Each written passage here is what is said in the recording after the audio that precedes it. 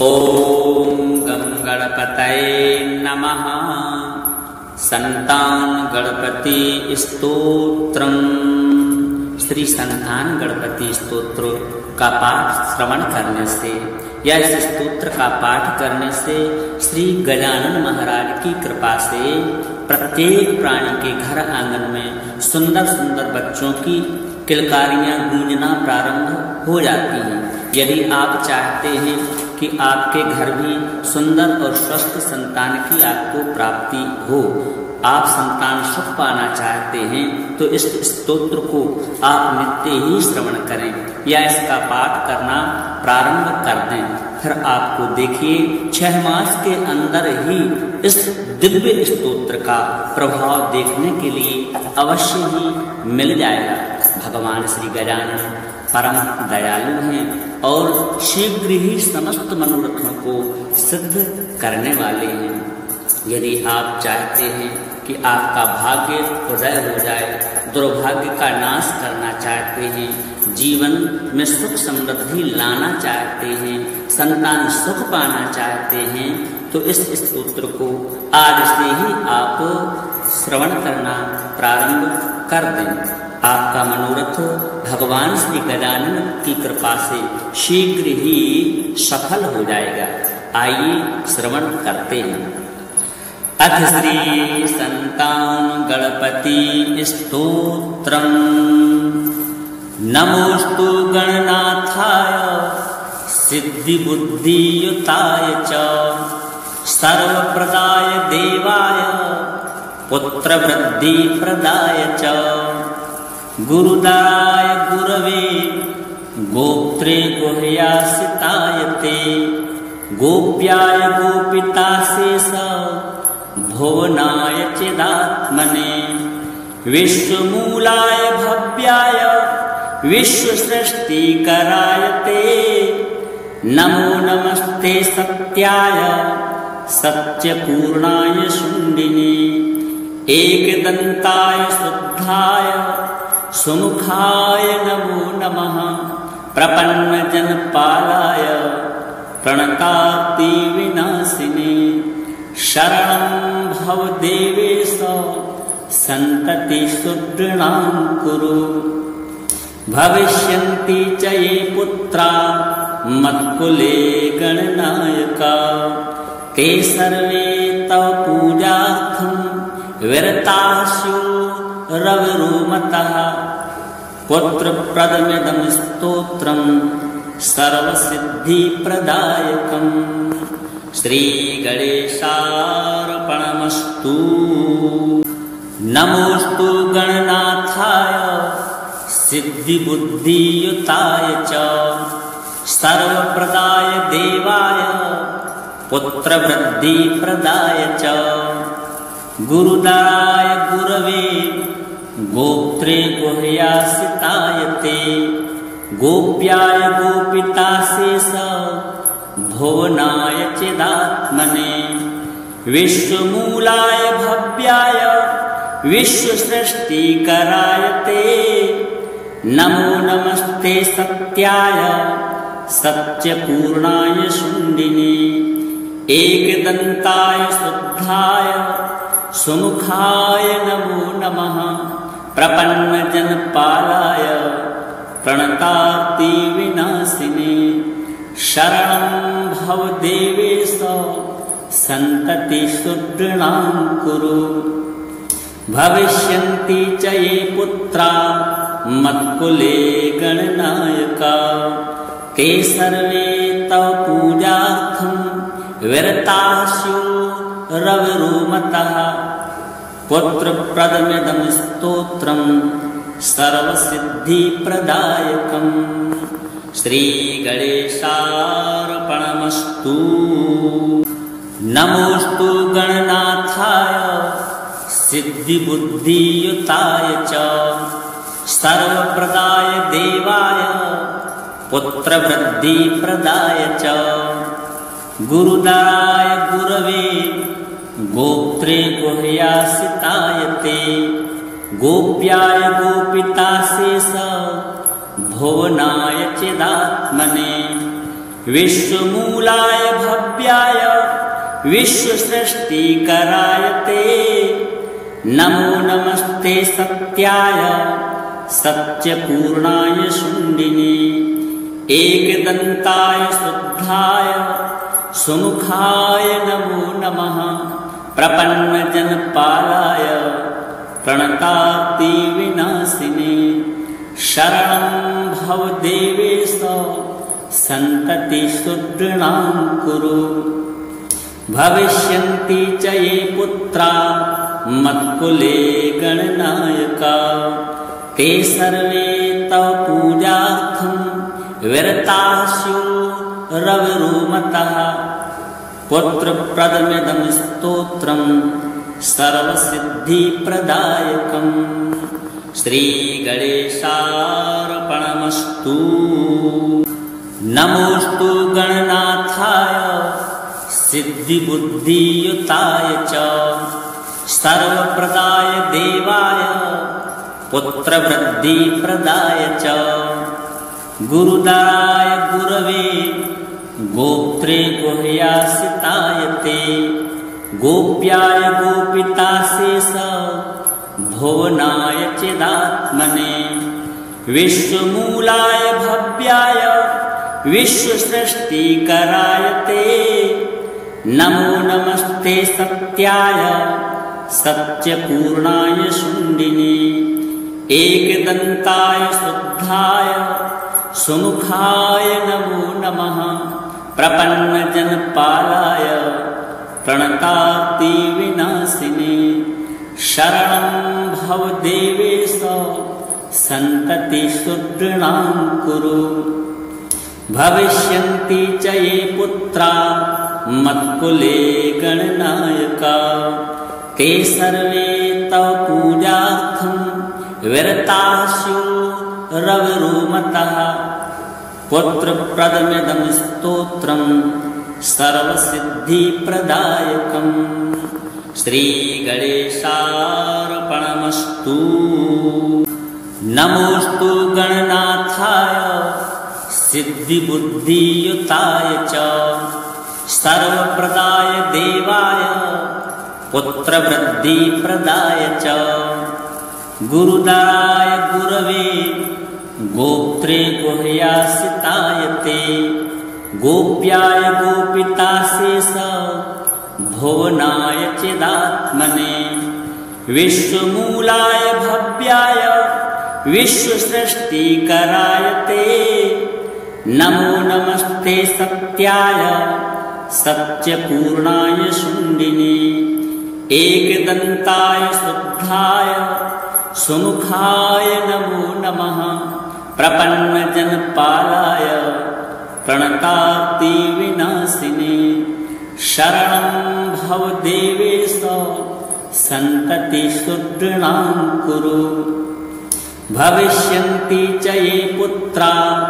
मत्कुले गणनायका ते सर्वे तव पूजार्थं विरताः स्युः रविरुमतः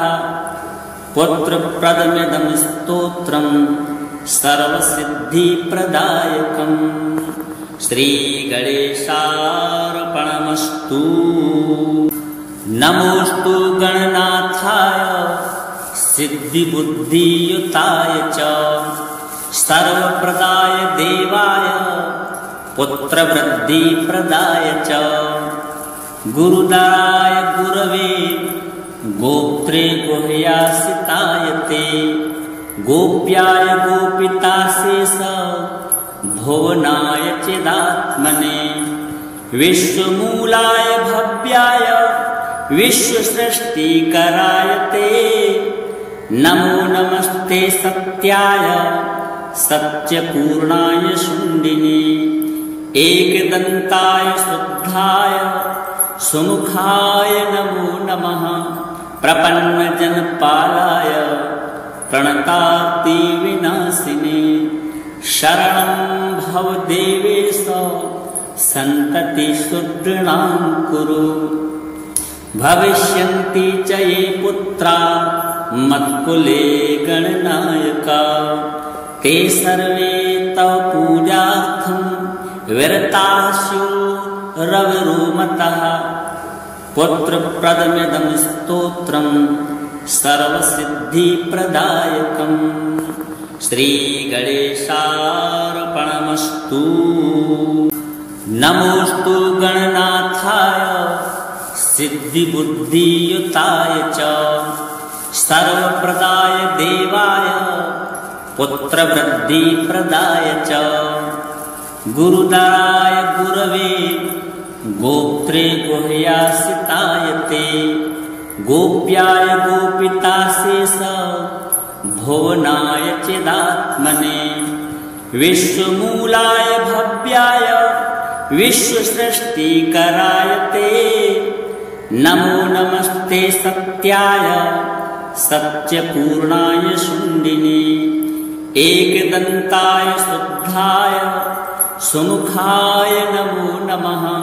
प्रपन्नजनपालाय प्रणतार्तिविनाशिने शरणं भव देवेश सन्ततिशुद्धां कुरु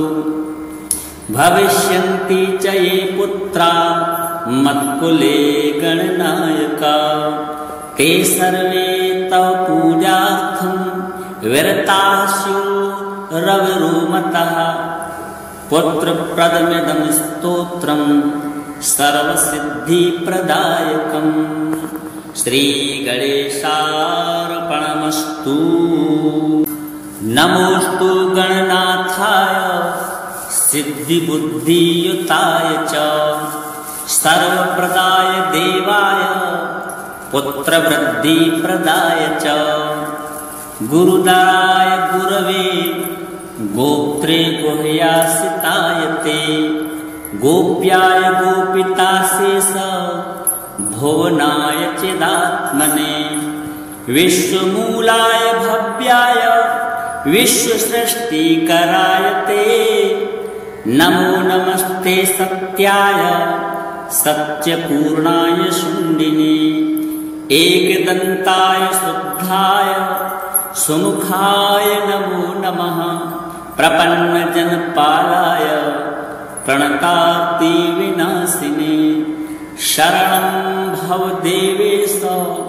सन्ततिशुद्धां कुरु भविष्यन्ति च ये पुत्रा मत्कुले गणनायका ते सर्वे तव पूजार्थं विरताः स्युः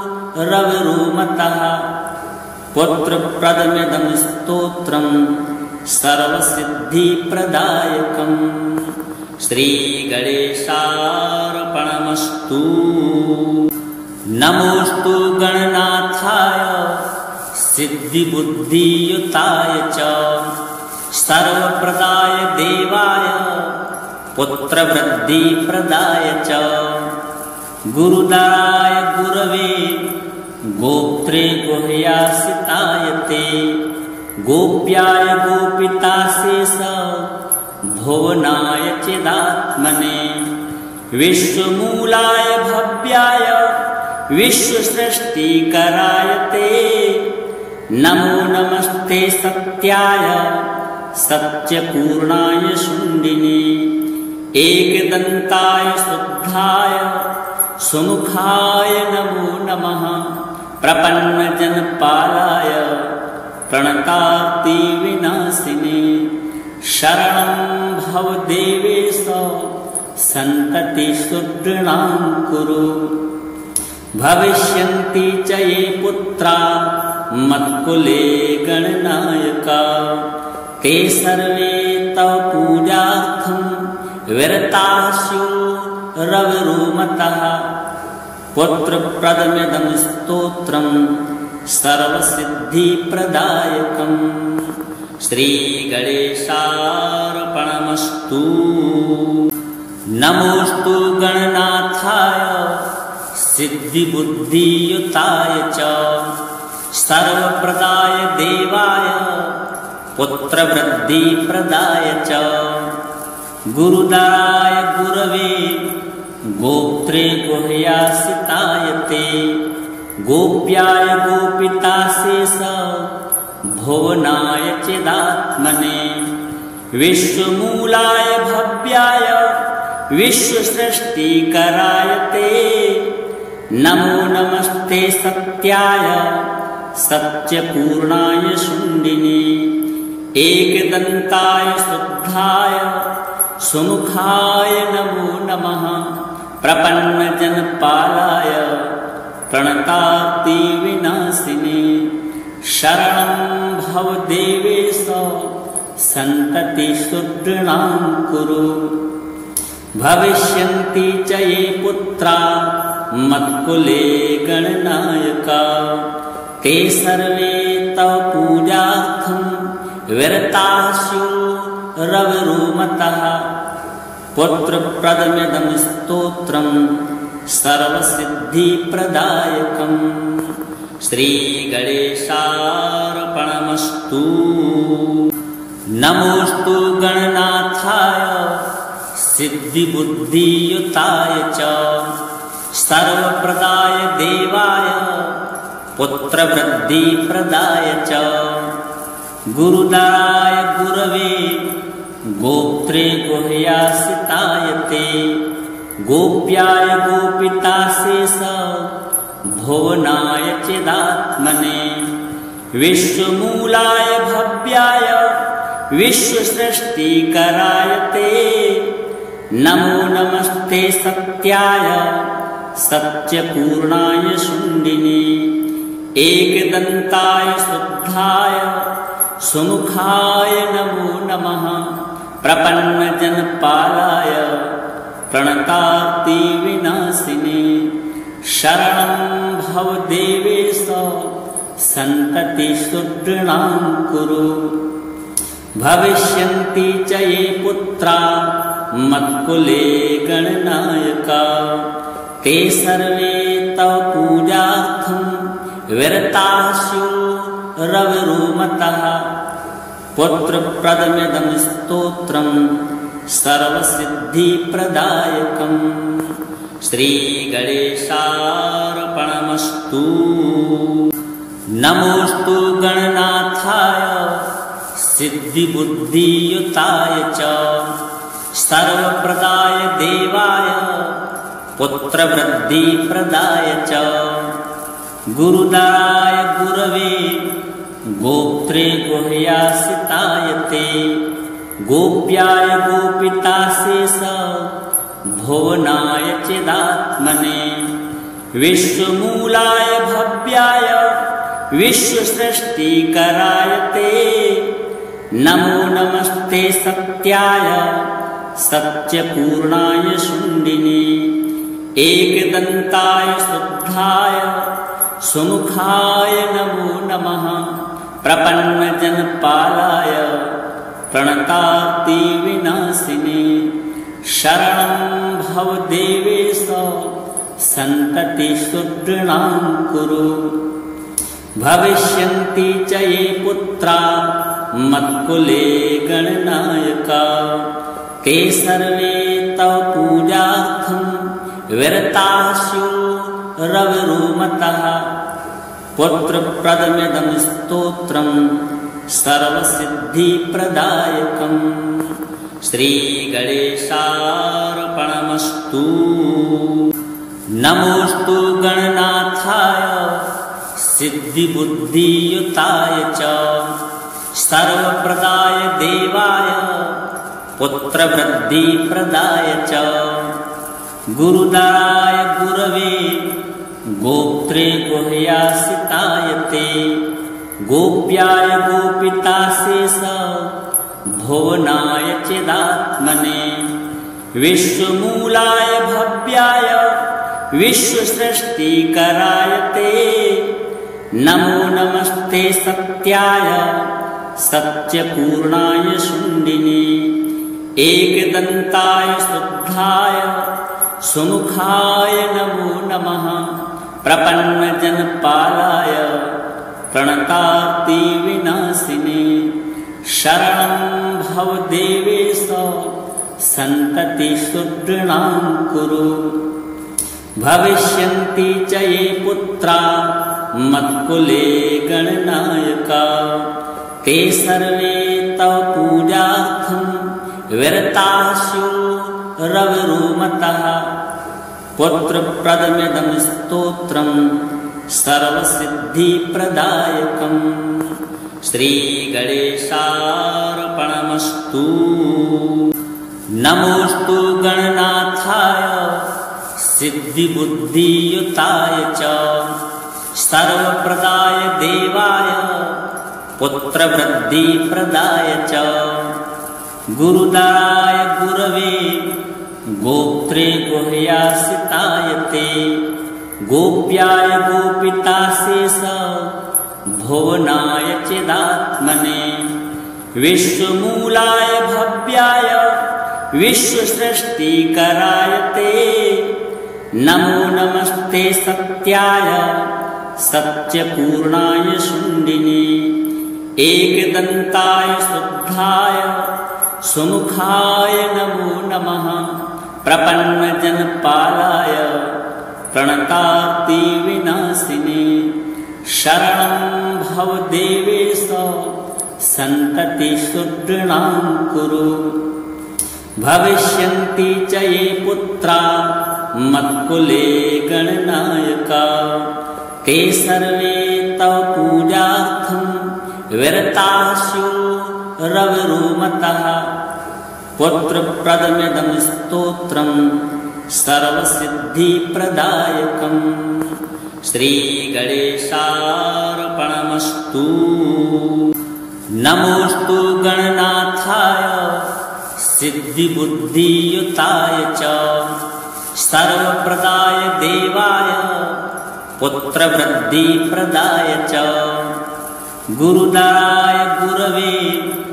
गोप्त्रे गुह्यासिताय ते गोप्याय गोपिताशेष भुवनाय चिदात्मने विश्वमूलाय भव्याय विश्वसृष्टिकराय ते नमो नमस्ते सत्याय सत्यपूर्णाय शुण्डिने एकदन्ताय शुद्धाय सुमुखाय नमो नमः प्रपन्नजनपालाय प्रणतार्तिविनाशिने शरणं भव देवेश सन्ततिशुद्धां कुरु भविष्यन्ति च ये पुत्रा मत्कुले गणनायका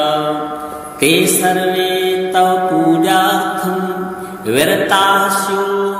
रविरुमतः पुत्रप्रदमिदं स्तोत्रं सर्वसिद्धिप्रदायकम् श्रीगणेशार्पणमस्तु। नमोस्तु गणनाथाय सिद्धिबुद्धियुताय च सर्वप्रदाय देवाय पुत्रवृद्धिप्रदाय च गुरुदाय गुरवे गोप्त्रे गुह्यासिताय ते गोप्याय गोपिताशेष भुवनाय चिदात्मने विश्वमूलाय भव्याय विश्वसृष्टिकराय ते नमो नमस्ते सत्याय सत्यपूर्णाय शुण्डिने एकदन्ताय शुद्धाय सुमुखाय नमो नमः प्रपन्नजनपालाय प्रणतार्तिविनाशिने शरणं भव देवेश सन्ततिशुद्धां कुरु भविष्यन्ति च ये पुत्रा मत्कुले गणनायका ते सर्वे तव पूजार्थं विरतास्यो रविरुमतः पुत्रप्रदमिदं स्तोत्रं सर्वसिद्धिप्रदायकम् श्रीगणेशार्पणमस्तु। नमोस्तु गणनाथाय सिद्धिबुद्धियुताय च सर्वप्रदाय देवाय पुत्रवृद्धिप्रदाय च गुरुदाय गुरवे गोप्त्रे गुह्यासिताय ते गोप्याय गोपिताशेष भुवनाय चिदात्मने विश्वमूलाय भव्याय विश्वसृष्टिकराय ते नमो नमस्ते सत्याय सत्यपूर्णाय शुण्डिने एकदन्ताय शुद्धाय सुमुखाय नमो नमः प्रपन्नजनपालाय प्रणतार्तिविनाशिने शरणं भव देवेश सन्ततिशूद्राणां कुरु भविष्यन्ति च ये पुत्रा मत्कुले गणनायका ते सर्वे तव पूजार्थं विरताः स्युः रविरुमतः पुत्रप्रदमिदं स्तोत्रं सर्वसिद्धिप्रदायकं श्रीगणेशार्पणमस्तु। नमोस्तु गणनाथाय सिद्धिबुद्धियुताय च सर्वप्रदाय देवाय पुत्रवृद्धिप्रदाय च गुरुदाय गुरवे गोप्त्रे गुह्यासिताय ते गोप्याय गोपिताशेष भुवनाय चिदात्मने विश्वमूलाय भव्याय विश्वसृष्टिकराय ते नमो नमस्ते सत्याय सत्यपूर्णाय शुण्डिने एकदन्ताय शुद्धाय सुमुखाय नमो नमः प्रपन्नजनपालाय प्रणतार्तिविनाशिने शरणं भव देवेश सन्ततिशूद्राणां कुरु भविष्यन्ति च ये पुत्रा मत्कुले गणनायका ते सर्वे तव पूजार्थं विरताः स्युः रविरुमतः पुत्रप्रदमिदं स्तोत्रं सर्वसिद्धिप्रदायकं श्रीगणेशार्पणमस्तु। नमोस्तु गणनाथाय सिद्धिबुद्धियुताय च सर्वप्रदाय देवाय पुत्रवृद्धिप्रदाय च गुरुदाय गुरवे गोप्त्रे गुह्यासिताय ते गोप्याय गोपिताशेष भुवनाय चिदात्मने विश्वमूलाय भव्याय विश्वसृष्टिकराय ते नमो नमस्ते सत्याय सत्यपूर्णाय शुण्डिने एकदन्ताय शुद्धाय सुमुखाय नमो नमः प्रपन्नजनपालाय प्रणतार्तिविनाशिने शरणं भव देवेश सन्ततिशूद्राणां कुरु भविष्यन्ति च ये पुत्रा मत्कुले गणनायका ते सर्वे तव पूजार्थं विरताः स्युः रविरुमतः पुत्रप्रदमिदं स्तोत्रं सर्वसिद्धिप्रदायकं श्रीगणेशार्पणमस्तु। नमोस्तु गणनाथाय सिद्धिबुद्धियुताय च सर्वप्रदाय देवाय पुत्रवृद्धिप्रदाय च गुरुदाय गुरवे गोप्त्रे गुह्यासिताय ते गोप्याय गोपिताशेष भुवनाय चिदात्मने विश्वमूलाय भव्याय विश्वसृष्टिकराय ते नमो नमस्ते सत्याय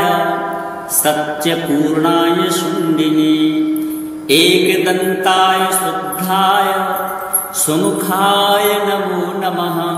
प्रपन्नजनपालाय प्रणतार्तिविनाशिने शरणं भव देवेश सन्ततिशूद्राणां कुरु भविष्यन्ति च ये पुत्रा मत्कुले गणनायका ते सर्वे तव पूजार्थं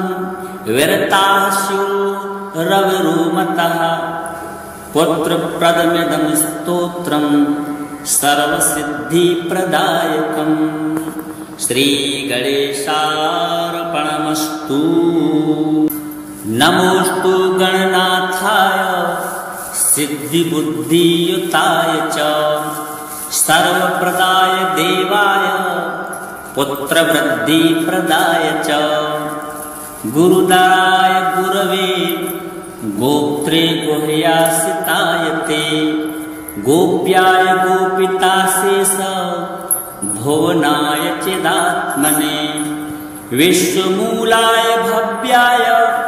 विश्वसृष्टिकराय ते नमो नमस्ते सत्याय सत्यपूर्णाय शुण्डिने एकदन्ताय शुद्धाय सुमुखाय नमो नमः प्रपन्नजनपालाय प्रणतार्तिविनाशिने शरणं भव देवेश सन्ततिसुदृढां कुरु। भविष्यन्ति च ये पुत्रा मत्कुले गणनायका ते सर्वे तव पूजार्थं विरताः स्युः रविरुमतः पुत्रप्रदमिदं स्तोत्रं सर्वसिद्धिप्रदायकम् श्रीगणेशार्पणमस्तु। नमोऽस्तु गणनाथाय सिद्धिबुद्धियुताय च सर्वप्रदाय देवाय पुत्रवृद्धिप्रदाय च गुरुदाय गुरवे गोप्त्रे गुह्यासिताय ते गोप्याय गोपिताशेष भुवनाय चिदात्मने विश्वमूलाय भव्याय विश्वसृष्टिकराय ते नमो नमस्ते सत्याय सत्यपूर्णाय शुण्डिने एकदन्ताय शुद्धाय सुमुखाय नमो नमः प्रपन्नजनपालाय प्रणतार्तिविनाशिने शरणं भव देवेश सन्ततिसुदृढां कुरु। भविष्यन्ति च ये पुत्रा मत्कुले गणनायका ते सर्वे तव पूजार्थं विरताः स्युः रविरुमतः पुत्रप्रदमिदं स्तोत्रं सर्वसिद्धिप्रदायकम् श्रीगणेशार्पणमस्तु।